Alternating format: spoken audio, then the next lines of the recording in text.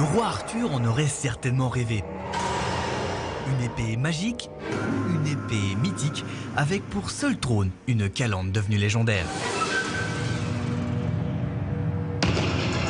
Une carrosserie unique dans la lumière de Chartres. Un rassemblement au départ nocturne pour un 50e anniversaire, celui de la légende Excalibur.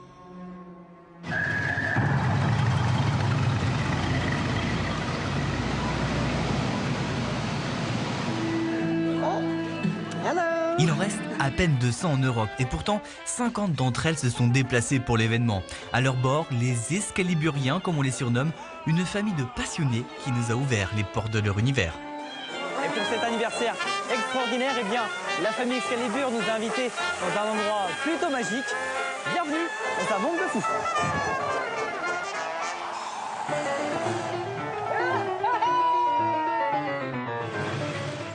Je vais vérifier si les voitures ils sont aux normes, parce que bon, il faut voir que vous voyez que les voitures ils sont pas vraiment en bon état, voilà. Et ça brille pas assez, c'est très large. Voilà, dégagez messieurs, s'il vous plaît, passez.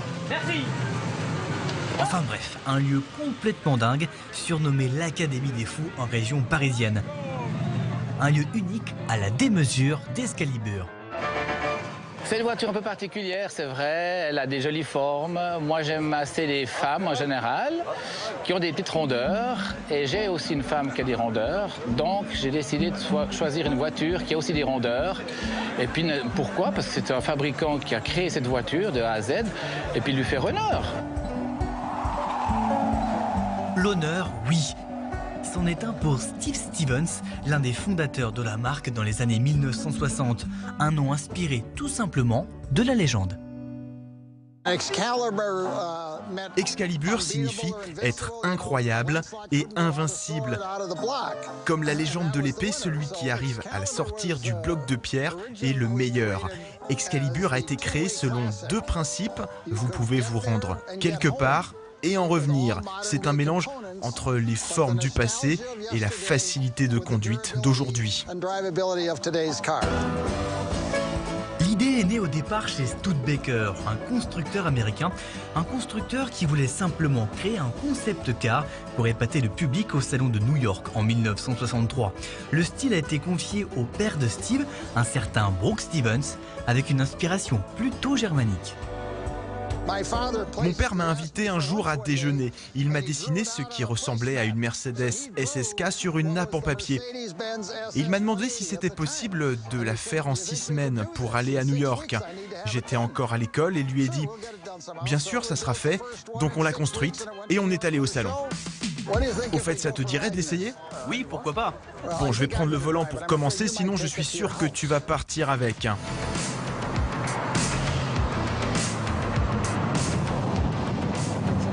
C'est super sympa à conduire en campagne, c'est une voiture qui est faite pour ça. Et c'est un V8?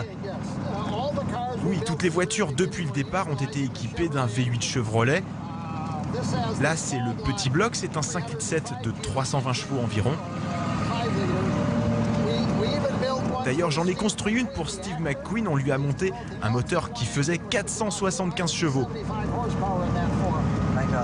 C'était comme si vous aviez une fusée dans le dos. Excalibur a donc été un succès populaire aux États-Unis.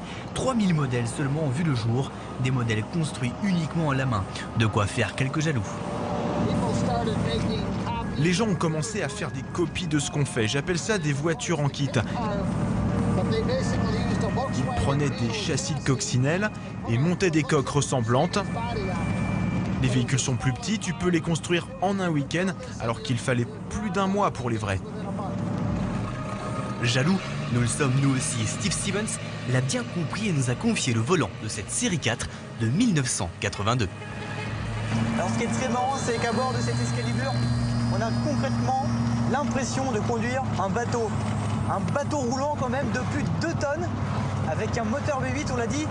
Écoutez-moi cette sonorité. Oh waouh! En revanche, ça freine pas du tout. certaines mauvaises langues diront qu'elles se ressemblent toutes. Pourtant, 5 générations d'Excalibur ont été dessinées en une vingtaine d'années. C'est vrai, c'est un style particulier, un style à part, mais il faut bien l'avouer, à son volant, au bord des routes ou ici au château d'Esclimont, Excalibur vaut le détour.